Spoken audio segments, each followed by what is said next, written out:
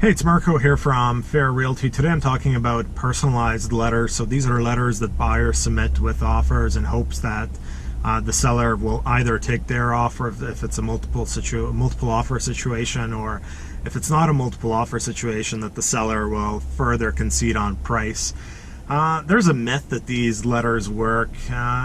In practice, having represented hundreds of sellers and having represented hundreds of buyers, in my opinion, they don't work.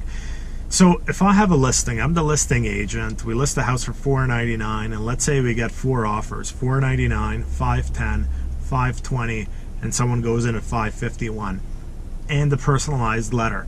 I'm not going to call back the buyer's agent and say, hey, congratulations, your buyers got the house because they outbid the second best offer by $31,000. I'm going to call that buyer's agent and say, hey, listen, the sellers really appreciate it and they really love the letter your clients put together. They loved the fact that the home is going to a young family with a dog because my clients love dogs too, blah, blah, blah.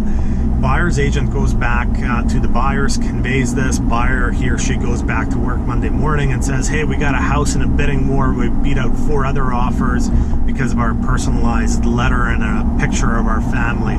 It's like, no, you beat out the other offers because you had the best offer.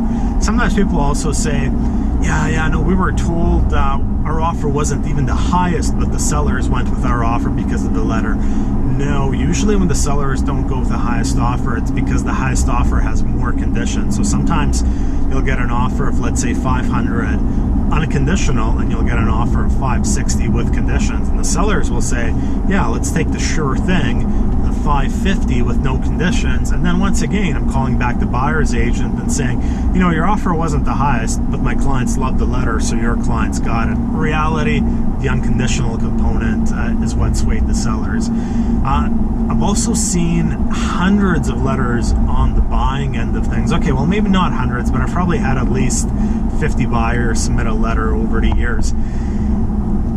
It brings me back to a transaction in 2016. I had a young couple. They were both from Victoria, born and raised in Victoria. They had a newborn. House comes on up on market. I think it was spring of 2016. House comes up for $899. House is 30 years old. Original owners who raised their family in the house, and the kids had grown up, obviously, and the sellers were downsizing. So my clients submit an offer. It was $990,000, no conditions, so $90,000 over the asking price. They lost out to a Vancouver investor who offered unconditional $995,000. So over $5,000, the sellers went with a Vancouver investor. The house was up on Craigslist and used Victoria for rent a few weeks later. Simply money talks. The sellers who spent 30 years in this house raising their family, they went for the extra $5,000. I mean, it just is what it is.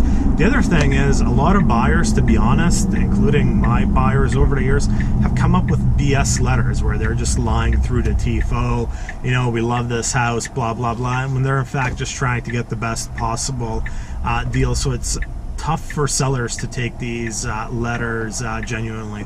That's it for this week. Marko, Fair Realty.